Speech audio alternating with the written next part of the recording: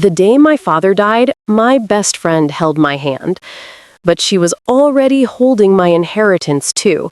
That's the line that keeps echoing in my mind, even now. It's strange, the way betrayal hides in plain sight. Soft-spoken, polite, even comforting. I remember the beeping of the hospital monitors, steady as a metronome. I remember the smell of antiseptic, sharp enough to sting my eyes. And I remember her, Maya, standing by the foot of my father's bed with her arms crossed tight against her chest, as if she were the grieving one. But I wasn't thinking about her then. I wasn't thinking about anything except the rise and fall of my father's chest becoming shallower with each passing hour. When the nurse finally said, "I'm so sorry, he's gone," the world went silent. I don't know how long I stood there. Minutes, maybe. Or hours. It was Maya who guided me to the waiting room. Maya who handed me a cup of water. Maya who whispered over and over, "You're not alone. I'm right here." Funny how people can say those words even while they're quietly stealing everything you have left. Back then, though, I believed her. I believed every word she said. She'd been my closest friend since college, my sister in everything but blood. She was there when my mother died. She was there when my marriage ended. She was there when I moved back home to take care of Dad. I thought I knew her. I thought she loved me. I didn't know that while she was holding my hand, she was also diverting my inheritance into her own account. With my father's permission, she said. But that part comes later. Betrayal always comes later. On the day my father passed, all I felt was grief. Thick, heavy, suffocating. And the sound of her voice promising she'd help me through it. If only I'd known what she meant by help. We laughed a lot back then. It feels like a different life now. One where trust was easy and pain was a stranger. Maya and I had been inseparable since our university days. We shared dorm rooms, secrets, heartbreaks, inside jokes. She was loud where I was quiet, bold where I was cautious. She pulled me out of my shell. I grounded her when she spiraled into impulsiveness. When my ex-husband cheated, it was Maya who sat with me on the bathroom floor while I cried into a towel. When Dad fell ill, she was the first person I called. She always showed up. Always. Or so I thought. I didn't know, then, that every time she asked, "Do you need help managing his accounts?" Or, "Want me to handle the paperwork for you?" Or, "I can check the will for you since you're so overwhelmed." She wasn't being helpful. She was positioning herself. Quietly. Patiently. Almost tenderly. Looking back, it feels obvious. But at the time, I just thought she was being a good friend. One particular memory sticks with me. It was 3 months before Dad passed.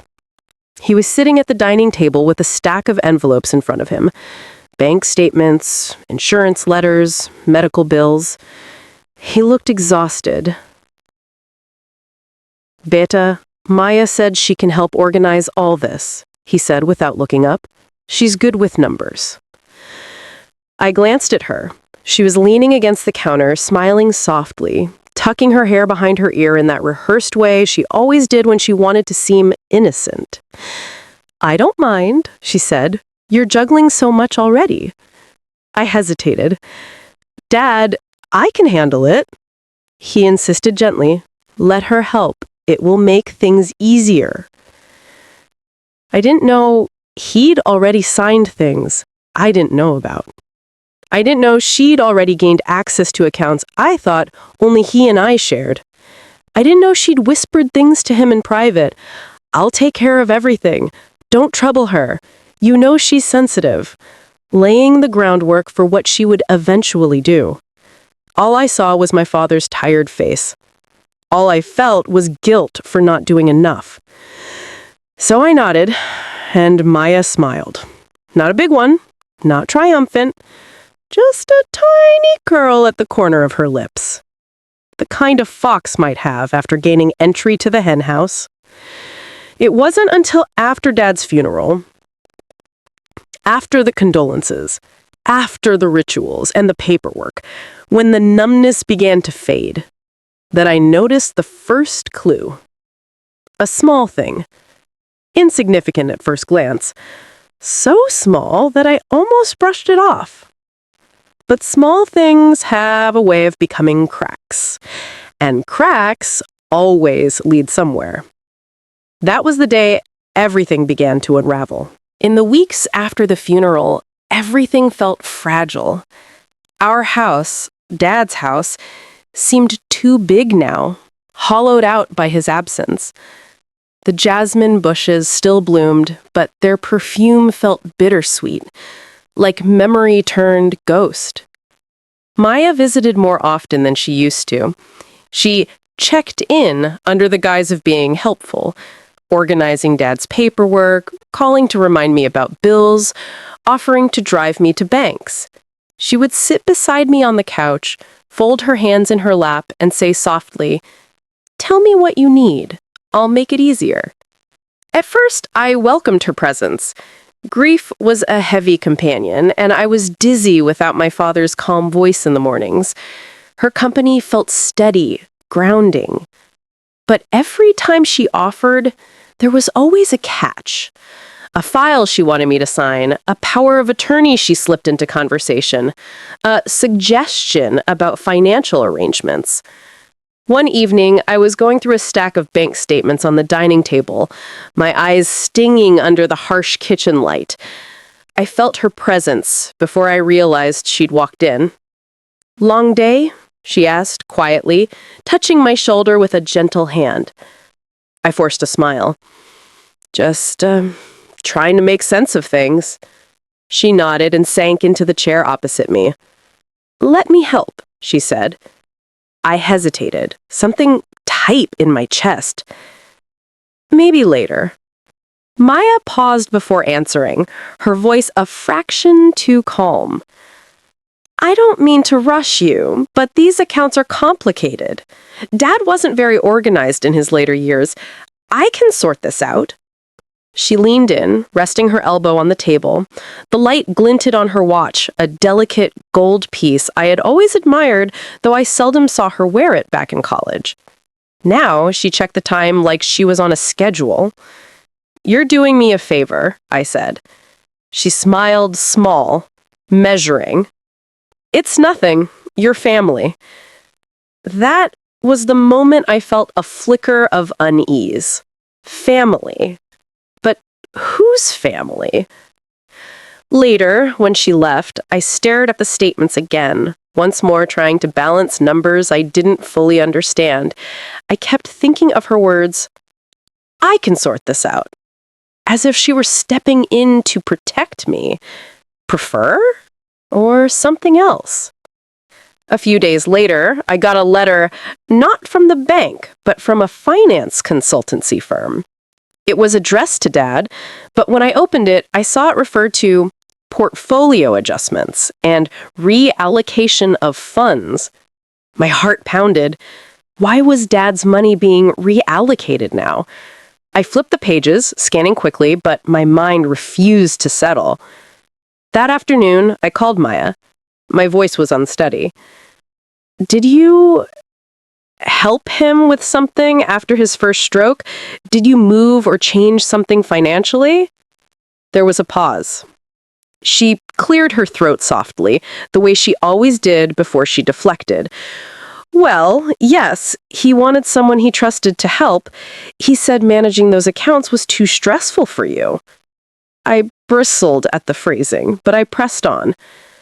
"Did he sign anything? Power of attorney? Was there a will change?" Her fingers tapped on the phone. I could almost hear the silence stretching between us. "He did," she admitted quietly. "He trusted me. I promised him I'd take care of everything." My stomach twisted. "But did you talk to me about it?" Another pause. "We were grieving. That should have been enough," a simple explanation. But something in her tone didn't match what I remembered. Grieving, yes, but not so matter of fact, not so calm. In the coming days, I could feel the change in my own breath. Shallow, hesitant. I started avoiding the paperwork. I didn't want to look.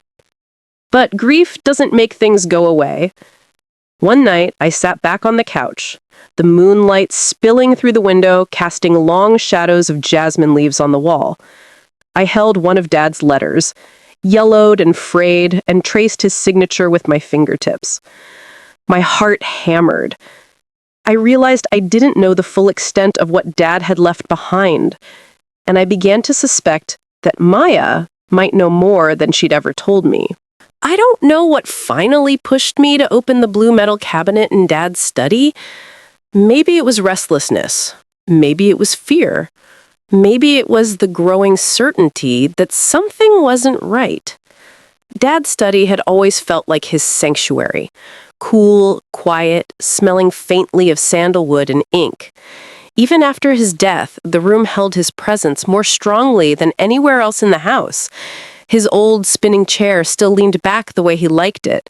His spectacles still rested on the corner of the desk, as if he'd only stepped out for tea and would return any moment. The cabinet was always locked. Dad used to tease me, "One day, when you need it, I'll give you the key myself." But he never did. Yet on that night, when I tugged the top drawer, it slid open effortlessly. Not locked. Not even stuck. For a moment, I just stared, my breath caught in my throat. Had it ever been locked? Had I only imagined it because Dad never let me open it? Or had someone opened it after he passed? My hands trembled as I pulled the drawer fully open.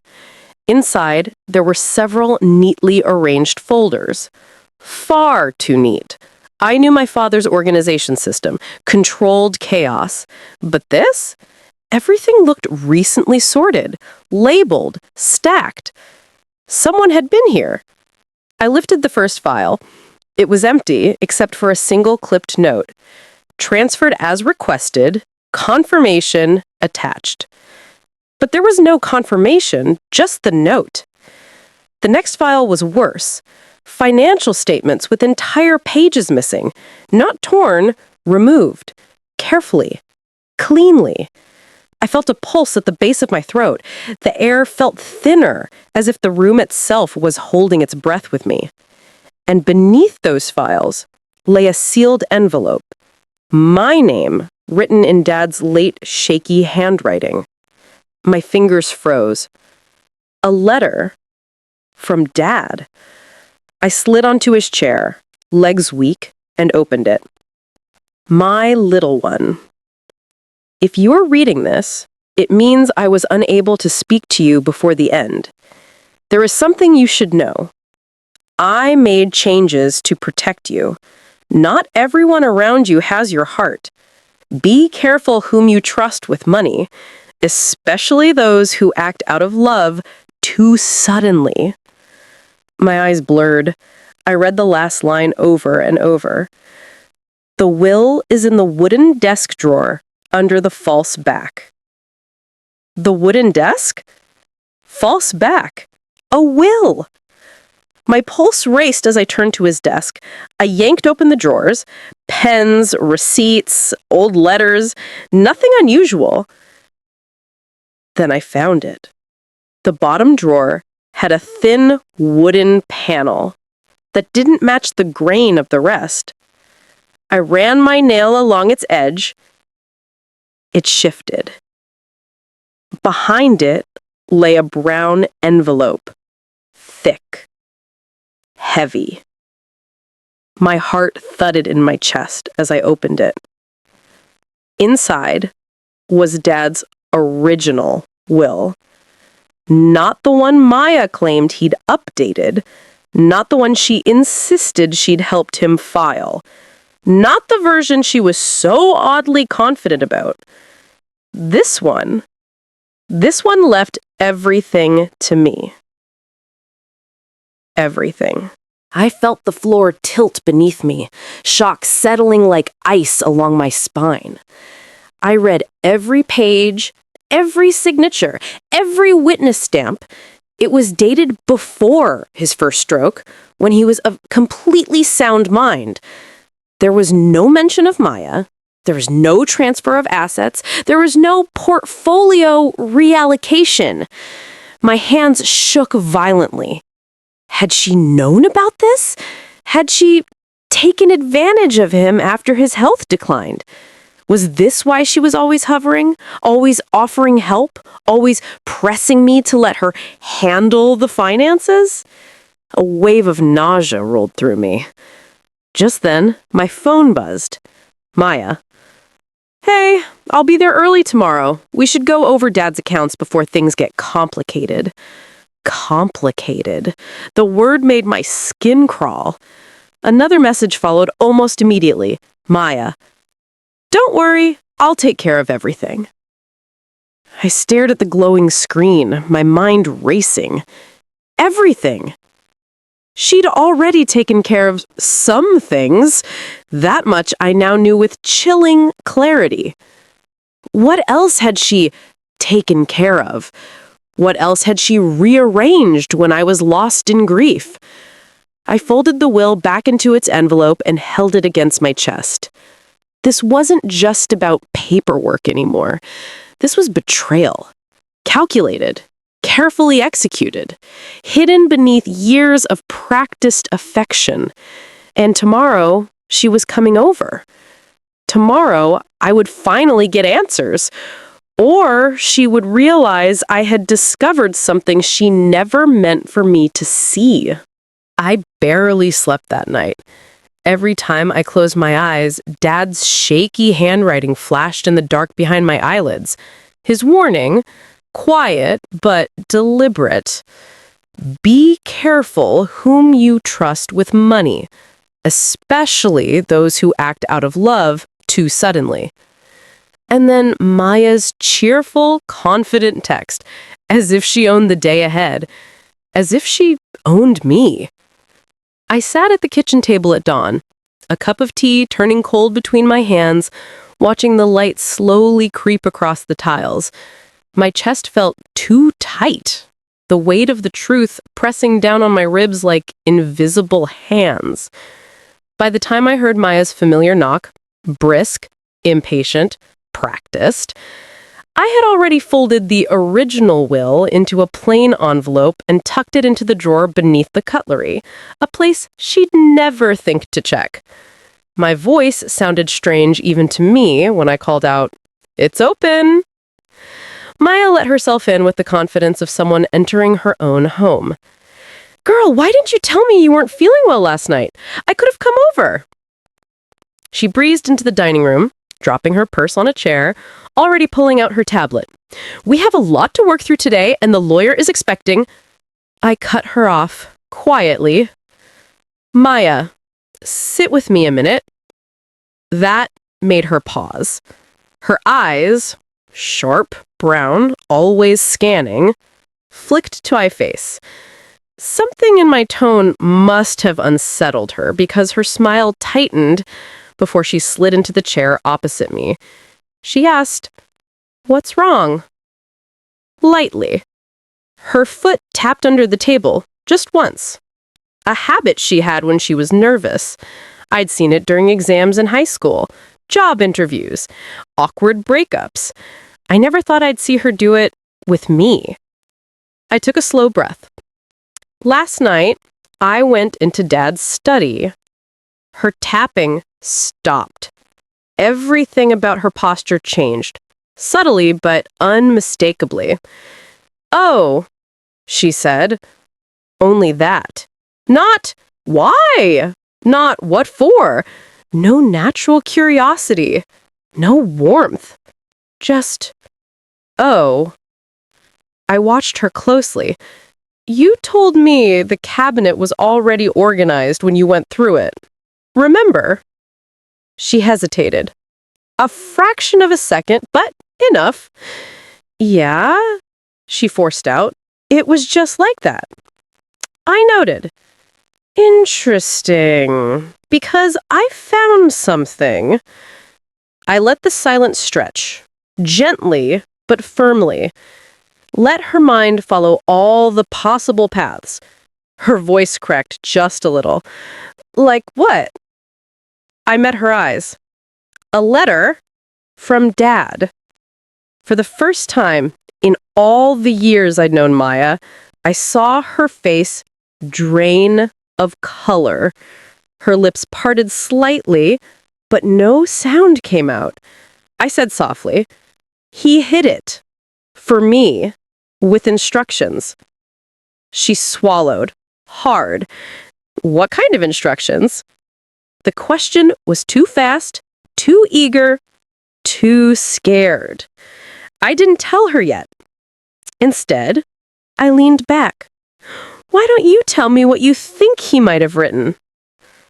Her jaw tightened. "I have no idea what you're implying, but your father—" "My father," I interrupted, "left a will." Now her hand shot forward, grip tightening around her tablet. "I know! The one I helped him update, remember? The lawyer—" "That one isn't the only one." I kept my voice level, but there was an unmistakable shift in the room. The air felt heavier, almost fragile. Maya blinked slowly. "What do you mean?" I folded my hands atop the table. "There's another will, Maya. An older one, legitimate, with witnesses, signatures, dates, everything in order." Her gaze darted toward the hallway leading to the study. An instinctive movement, immediate and damning. I caught it. She knew. She absolutely knew. "Maya," I said quietly, "how long have you known about it?" She exhaled sharply, her voice fracturing for the first time. I don't know what you think." "Tell me the truth." Something snapped in her expression then, the softness gone, replaced with a sharpened edge I had never recognized before, the kind of edge that lives under a carefully constructed mask. "You weren't here," she said, her voice cold but trembling. "You weren't the one dealing with the doctors, the hospitals, the paperwork piling up on his desk. He didn't want to burden you, and you know it." "I was grieving," I whispered. "And I was working," she shot back. The bitterness in her tone was startling, raw and resentful, as if my father's illness had been a competition neither of us asked for. Maya stood, pacing, her fingers curled so tightly the knuckles whitened. "You think it was easy?" she continued, her words starting to unravel. "Watching him forget things, watching him sign documents and ask, 'What was that for again?'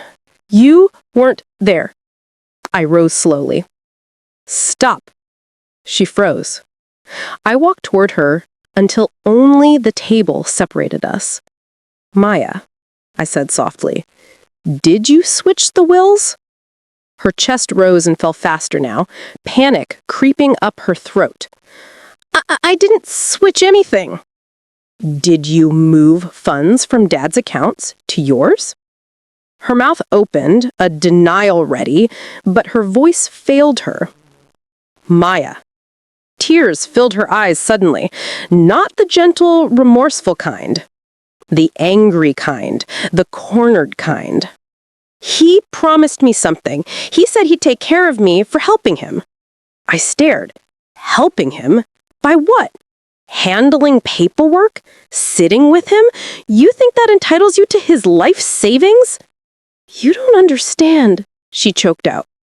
"You always had him. I didn't." There it was. The truth beneath everything. The wound she had carried silently, quietly, resentfully. I remembered her father leaving when we were 10, her mother working nights, the loneliness she never spoke about. But this betrayal, this manipulation, no childhood wound could justify this. "Maya," I said gently, "he trusted you because you were like a daughter to him." She slammed her fist against the table, the sound sharp and desperate. And daughters get something when a man dies. The words shattered the last bit of air between us. I stepped back, stunned. She wiped her face with the back of her hand, breathing hard. I didn't take everything. I thought if I made sure the newer will went through, no one would question it. My stomach sank. You did switch it. Her silence was answer enough. Outside, a neighbor's dog barked twice. The sound oddly distant, like the world continued moving while mine abruptly stopped.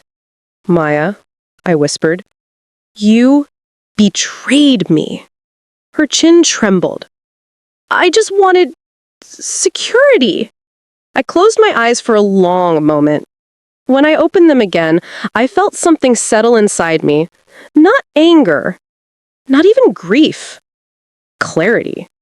This isn't something we can hide anymore. We're going to the lawyer. Her eyes widened. Wait, no, we can talk about... We will talk. In front of someone who can actually do something about it. She stared at me for a long, trembling moment, and for the first time, I saw her truly afraid. Not of being caught, but of losing me. And maybe of losing herself? We didn't speak during the drive. Maya sat stiffly in the passenger seat, her hands folded tightly in her lap, thumbs twisting in frantic circles. Every few minutes, she'd glance at me, quick, nervous, searching for some softness in my eyes. But I kept my focus on the road. It wasn't anger that kept me quiet. It was something heavier, something colder. Something that felt like watching the shoreline of a lifelong friendship slowly crumble into the ocean and knowing it would never look the same again. The law office was a plain stone building with wide glass doors. I'd walked through those doors once before, on the day my father updated his general medical directives.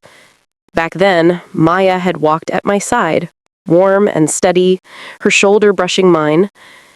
Now, there was a gulf between us. She followed behind me like a child, being led somewhere she didn't want to go. Inside, the receptionist, a small woman with kind eyes, offered a polite smile.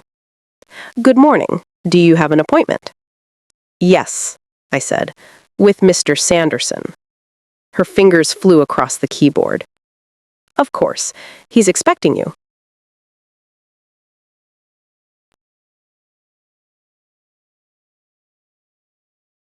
I felt Maya tense beside me. We took our seats in the lobby. The ticking wall clock filled the silence, sharp, precise, unnatural in such a quiet room. I could almost feel Maya's pulse vibrating in the air between us. She leaned close to whisper, "Please, don't do this." I didn't turn my head. "You did this." Before she could answer, the door opened and Mr. Sanderson, a tall man with silver hair and soft wrinkles at the corners of his eyes, stepped out.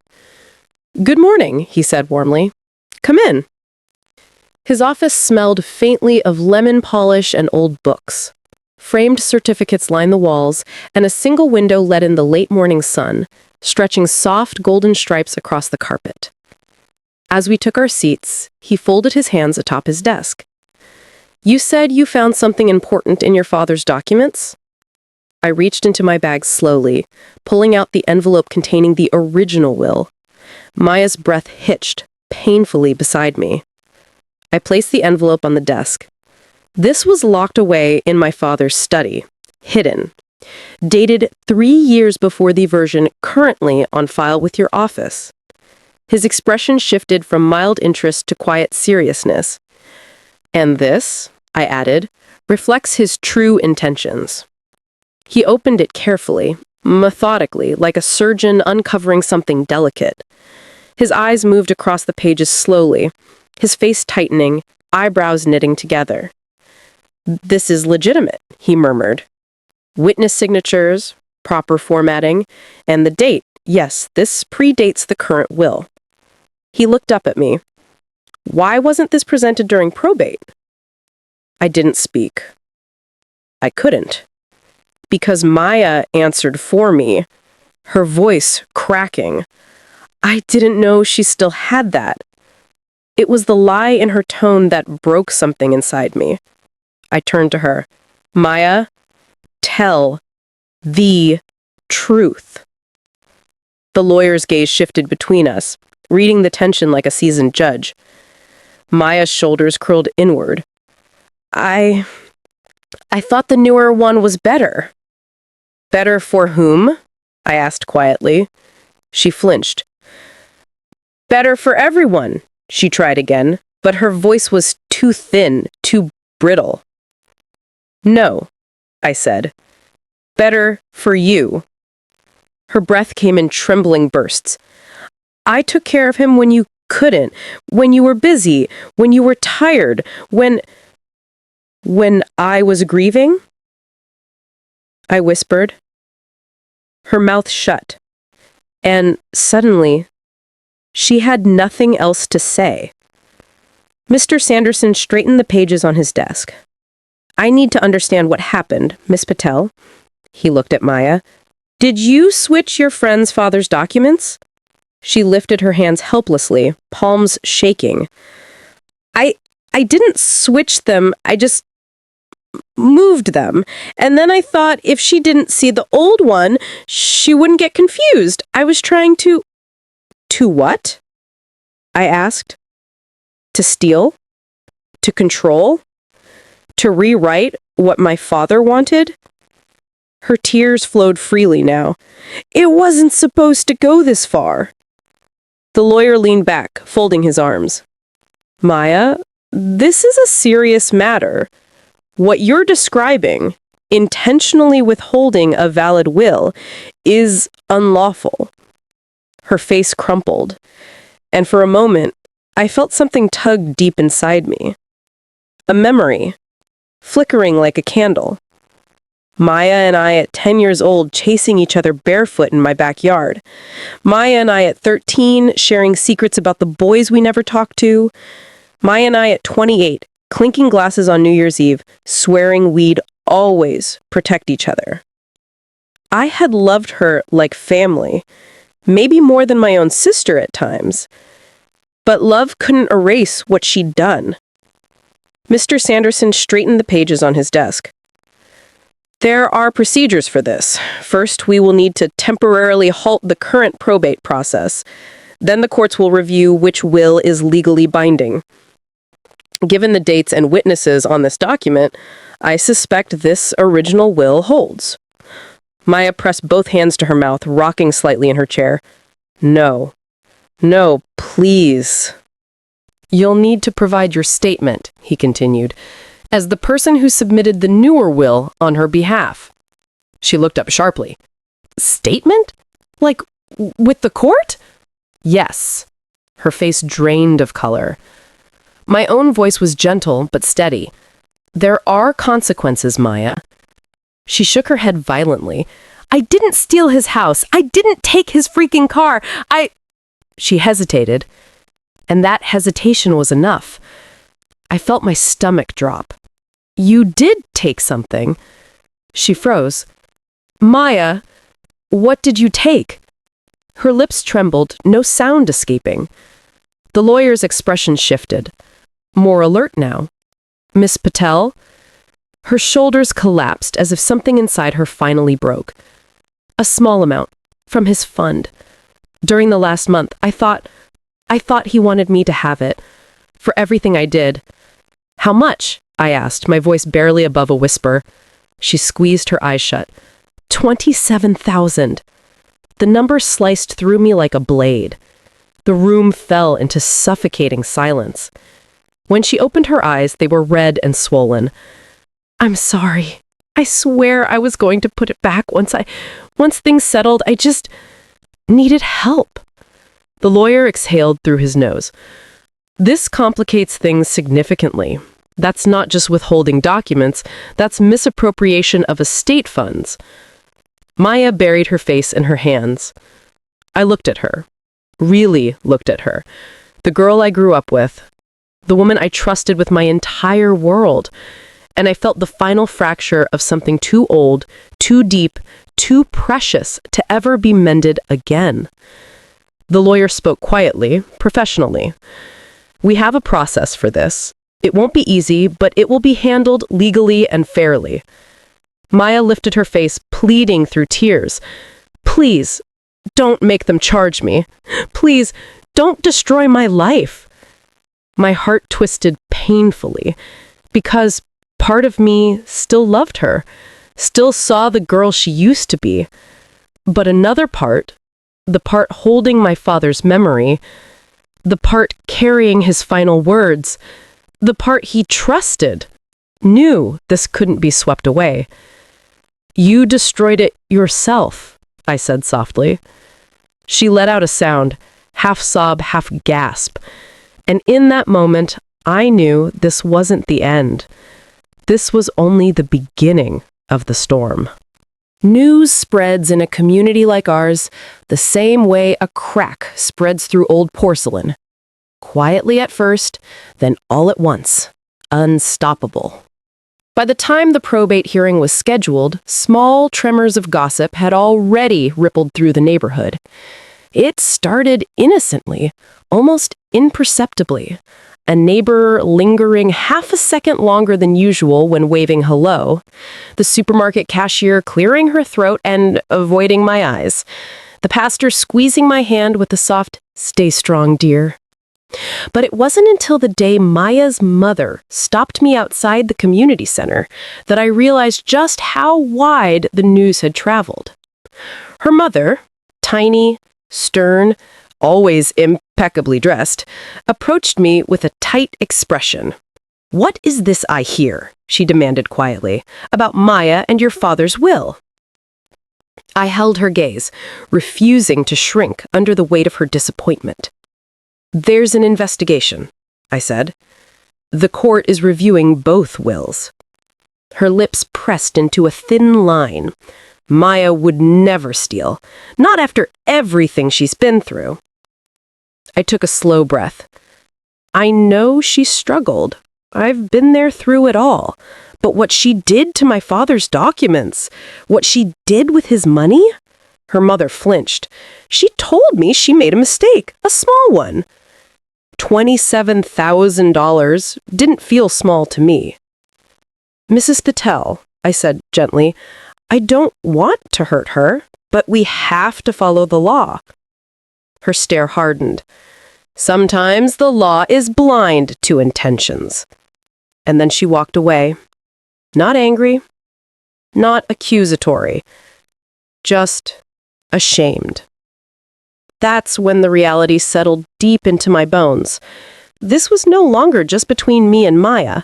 This was becoming public, and the consequences were only beginning. The day of the hearing. The courthouse waiting area was crowded and loud, a chaotic blend of echoing footsteps, rustling papers, and the low hum of worried conversations. But as I sat there alone on the bench, staring at the dull beige tiles, everything felt strangely muted, like my head had been submerged underwater. When Maya stepped inside, the noise sharpened instantly. She looked small. Her hair, usually glossy and perfectly styled, hung limp around her face. Dark circles shadowed her eyes. She was flanked by her mother and a lawyer I didn't recognize. She avoided my gaze. For the first time since everything began, I saw her not as the friend who betrayed me, but as a woman who had built a life on fragile scaffolding and now watched it collapse. The judge, a woman with a calm voice and stern eyes, called our case. I rose. Maya rose, trembling beside her attorney. We entered the courtroom. Inside the courtroom has a particular kind of silence, a heavy, expectant hush, like a breath held too long, suspended in the air. I handed over the original will, the sealed envelope, the letter my father left for me. The judge read through every page methodically. Maya stared at her hands the entire time. When my statement was finished, the judge turned to her. "Ms. Patel," she said calmly, "do you contest the authenticity of this document?" Maya lifted her head slowly, eyes glistening. Her voice was small, hoarse. "No." A murmur rippled through the hearing room. "Do you dispute moving documents within the decedent's property?" A pause. Too long. "No," she whispered, barely audible. "Do you dispute transferring funds from his account into yours?" Maya broke. She crumpled in on herself, sobs shaking her shoulders. Her mother reached for her hand, squeezing it tightly. "I'm sorry," Maya breathed. I didn't mean to. I just needed help. I wasn't trying to steal everything. I thought if I made sure the newer wool went through, I'd be protected." Protected. As if my father's death had been a storm she needed shelter from, rather than something that shattered my entire world. The judge nodded solemnly. "Your honesty today will be taken into account, but the court cannot ignore the actions taken." Her lawyer whispered rapidly to her, trying to offer some kind of reassurance, but Maya looked too lost to hear him. The judge's verdict, interim. After reviewing everything, the judge delivered her interim ruling. The original will was to be reinstated pending full verification. The probate process for the newer will was suspended, and the transfer of funds would be investigated and likely reversed. Maya let out a soft, broken noise. Her mother's face collapsed into her hands. The judge wasn't finished. "Additionally," she said gently but firmly, "Miss Patel, you may be required to testify formally in a restitution hearing. Depending on the investigation's findings, charges could be recommended." Maya's knees buckled and she gripped the wooden rail to steady herself. Her eyes flicked toward me, pleading, terrified, hollow. "I'm sorry," she whispered. "I'm so sorry." The court clerk called for the next case. Everything that had just happened hung in the air like smoke, dense and suffocating. We stepped out of the courtroom. The hallway. Outside, people stared. Not maliciously, some with pity, some with curiosity, others with the embarrassment of witnessing something too personal. But all eyes turned toward Maya. She clung to her mother, her breath hitching, her sobs uneven. When she caught sight of me, she broke free and stumbled toward me, her voice raw. "Please," she gasped, "I never wanted to hurt you. I thought I was doing the right thing for me, for once." Tears streamed down her cheeks. "I thought you'd understand. You always understood me." Her voice cracked. "And now everyone thinks I'm a criminal." I swallowed hard. "Maya, you made choices. I didn't make them for you." She shook her head violently. "I didn't think it would go this far." "That's the problem," I said. "You didn't think about anything except yourself." Her face crumpled in pain. "I miss you," she whispered. "I miss how things were." A long, aching silence stretched between us. People passed by. Papers rustled. A phone rang somewhere down the hall. I finally exhaled. "I miss it too," I said softly, "but we can't go back." Her knees gave out, and her mother held her upright again. I stepped away slowly, quietly, not out of cruelty, but because the next part of this journey, I had to walk alone. As I walked out, sunlight spilled through the courthouse doors, warm on my face, but I felt cold, deeply, profoundly cold. The truth was out. Justice had begun. The community knew. The facade had fallen. Yet none of it felt like victory. It felt like standing in the ruins of something precious. the remains of a friendship, the last echoes of a father's trust, the unraveling of a life I thought I understood. But I reminded myself of something Dad used to say. When the storm exposes the roots, child, that's when you learn what can survive. I had survived the betrayal. Now came the slow, quiet work of rebuilding. Healing rarely arrives as a tidy epiphany. It comes in fragments, small, sharp, sometimes painful pieces that only make sense once you've lived through the worst of it. In the weeks following the hearing, life settled into a strange, quiet rhythm. No major revelations, no sudden bursts of closure, just the slow, methodical work of putting myself back together. It began with simple things. Waking up on time, drinking water, replying to emails, unclenching my jaw. Things I used to do without thinking.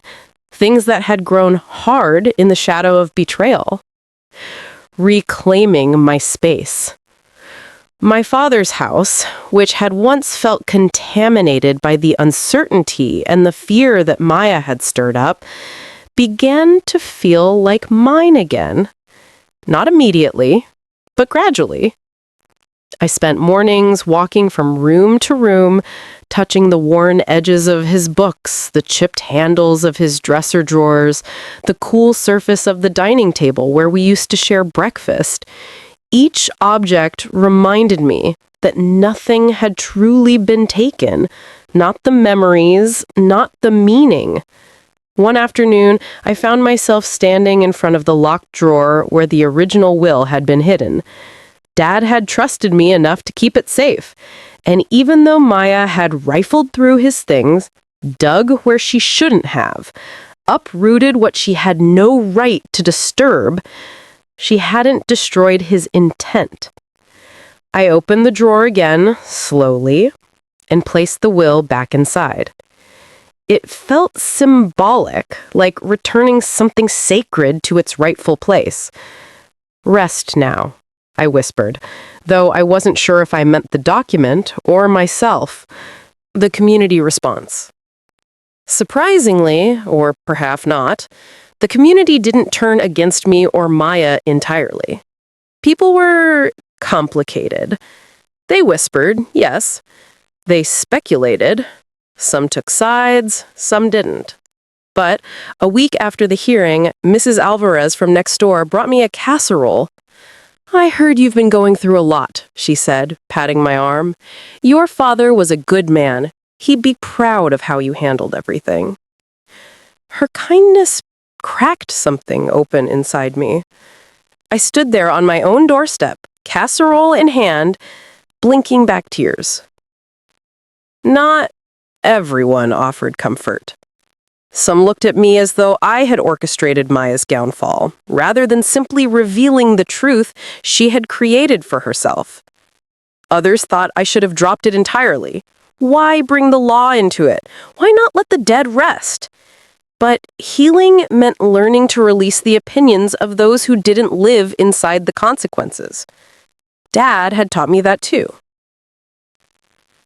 Maya's absence. Her silence echoed louder than her presence ever had. No texts, no calls, not even a forwarded meme or a photo of her dog dressed in something ridiculous. The absence was its own kind of grief. There were days I blamed her, days I blamed myself, days I blamed the messy unpredictability of human nature. But what I didn't do, what I refused to do, was let bitterness become my personality. Dad would have hated that. A few times I drafted messages I never sent. "Are you doing okay? I hope you're getting help. I miss who you were." But each time I tried to send one, I imagined Dad looking at me from the head of the dining table, raising an eyebrow with that gentle but firm expression. "Protect your peace, sweetheart," he would say. "Compassion doesn't require access." So I let the drafts sit unsent. The restitution hearing. When the restitution hearing finally came, it felt different from the first one. Less adrenaline, less fear, more inevitability, like watching winter arrive. The judge confirmed the investigation's findings. The original will stood. Maya was ordered to repay the full amount. Charges were not filed, but her actions were formally recorded as misconduct with intent to conceal. She cried the entire time. Her mother cried with her. I didn't. Not because I didn't feel anything. God, I felt too much. But because I had learned by then that my tears were precious things. They needed to be spent on healing, not on rehashing pain. When the hearing ended, Maya brushed past me in the hallway, her shoulders hunched, her breath shaky, her eyes swollen and red. But she didn't speak. Neither did I. And maybe that was mercy. Silence, where once there had been screaming confusion. The season of repair. Spring arrived subtly, almost shyly. The kind of spring that starts with tiny green shoots peeking from the base of old tree trunks, reminding you that life doesn't ask for permission to begin again. I started doing that too, beginning again. I took up gardening, something Dad used to love. I cleared out his old tools, restored the workbench in the garage, hung his hammer and screwdrivers neatly on the wall. I found myself humming while working, small tunes he used to whistle absent-mindedly. Some evenings, I'd sit on the porch with a cup of tea, listening to the twilight birds, and for the first time in months, I didn't feel a tightness in my chest, just presence. Peace doesn't come all at once. It arrives in moments. And I was finally learning to notice them. A letter I needed to write. One quiet afternoon, I sat down at Dad's old desk, the one with the squeaky drawer that never closed quite right, and began writing.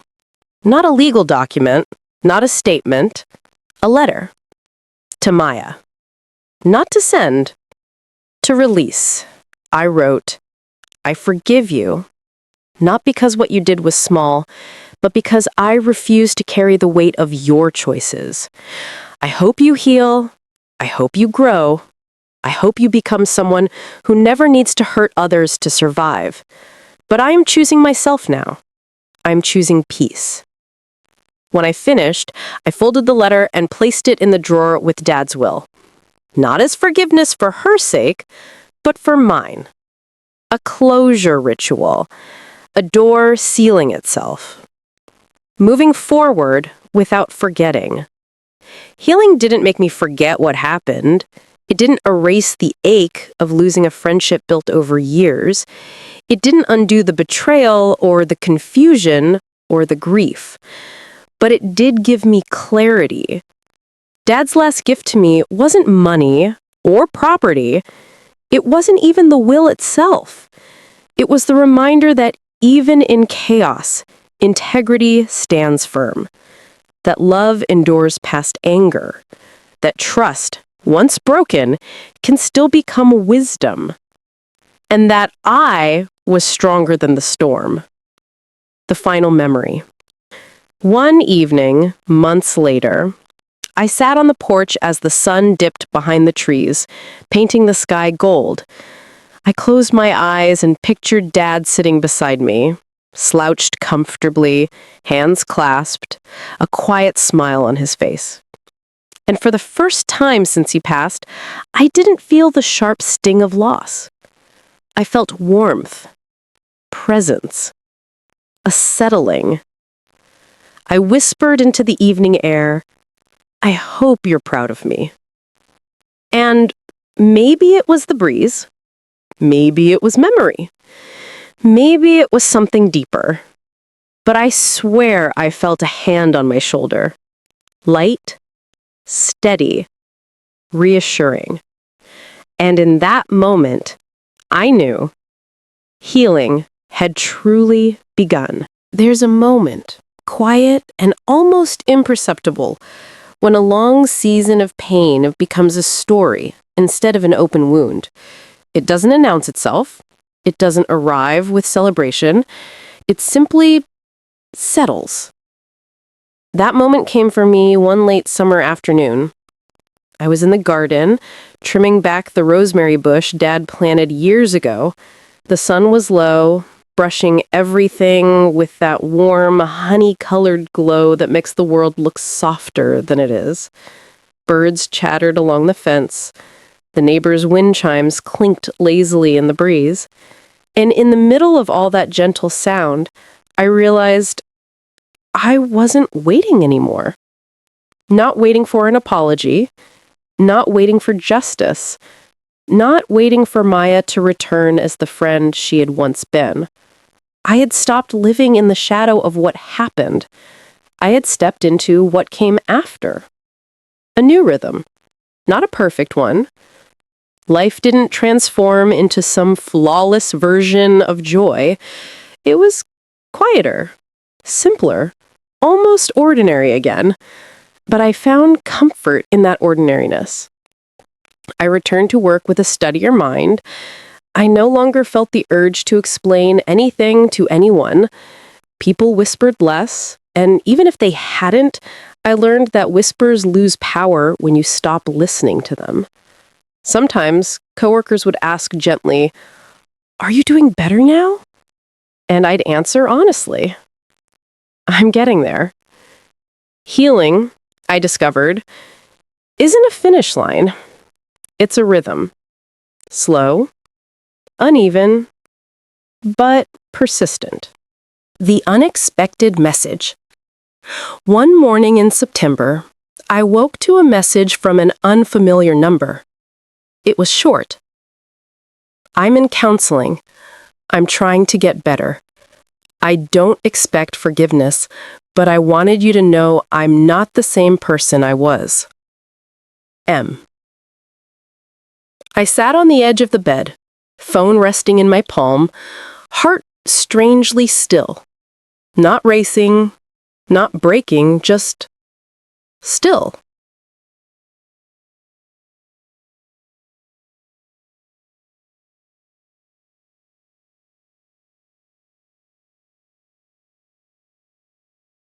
I didn't reply. Not out of anger, but because the part of my life where I waited for Maya's words had already ended. Her message was its own closure. Hers, not mine. And that was okay. We don't always owe people re-entry. Sometimes the boundary stays closed, even as the heart softens. I didn't reply. Not out of anger, but because the part of my life where I waited for Maya's words had already ended. Her message was its own closure. Hers, not mine. And that was okay. We don't always owe people re-entry. Sometimes the boundary stays closed, even as the heart softens.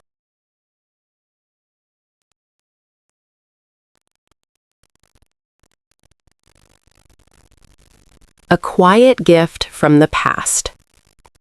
Around that same time, I discovered an old envelope tucked inside one of Dad's books. I had picked it off the shelf because the cover was fading and his handwriting still lingered on the inside flap. The envelope had my name written in his careful, looping script. Inside was a letter. Just a page long, written years before his health declined. He wrote about the importance of choosing people who chose me back, about trusting my instincts, about letting go when holding on became heavy. And then, almost at the bottom, one line stood out. "If anything ever happens to me, please don't let my memory tie you to people who haven't earned the right to keep you." I read that line 5 times, maybe more. My father hadn't just left me an inheritance. He had left me permission. Permission to walk away from betrayal without guilt. Permission to trust the goodness I fought to preserve. Permission to keep living without carrying everyone else's shadows. Building forward. By early autumn, I had found a new rhythm entirely. I started volunteering at the community center, teaching basic budgeting and financial literacy, something Dad always said was essential but rarely taught. It felt good helping others protect themselves in ways I wish I had been prepared for. I learned to cook one of Dad's favorite dishes, braised short ribs, after 5 failed attempts and a singed oven mitt. The first time I got it right, I laughed alone in my kitchen, the sound echoing warmly off the walls. I planted a new tree in the backyard, a young dogwood with slender branches and delicate leaves. I told myself it was to honor Dad, but it also symbolized something else. A beginning. Not the old life resumed, but a new one taking form around me. A softer heart, not a weaker one. People often say that betrayal hardens you, and maybe it does, for a while. But if you do the work, the slow, difficult, unglamorous work of healing, something surprising happens. Your heart becomes softer. Not fragile, not naive, just open, but discerning. Soft enough to love again, strong enough to walk away sooner, wise enough to trust yourself above all else. That's where I found myself as the season turned. Not triumphant, not victorious, just whole. And to me, that was enough.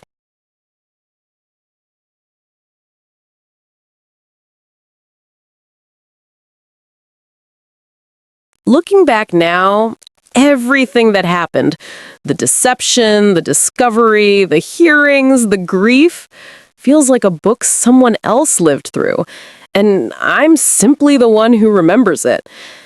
But I carry the lessons forward with a steadier hand. Because here's the truth. People will disappoint you. Some will betray you. Some will break your heart clean in two.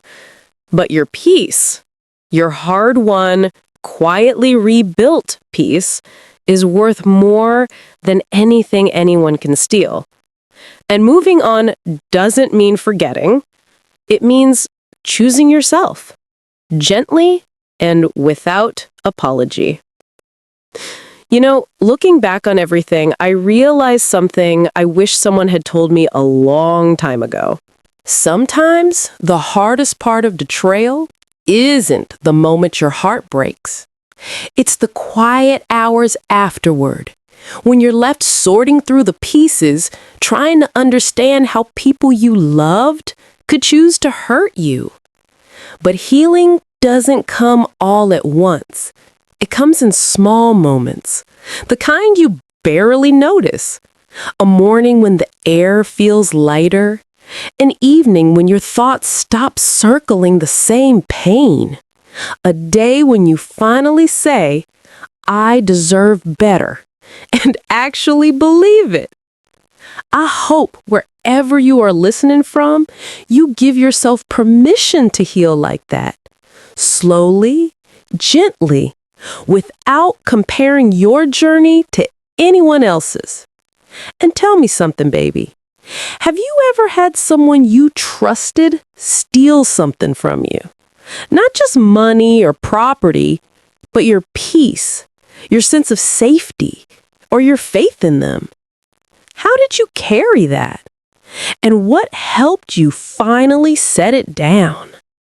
I'm asking because stories like ours, they remind people they're not walking alone.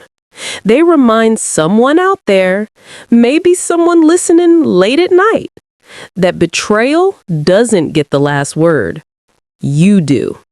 So if you've been through something similar, share your thoughts in the comments.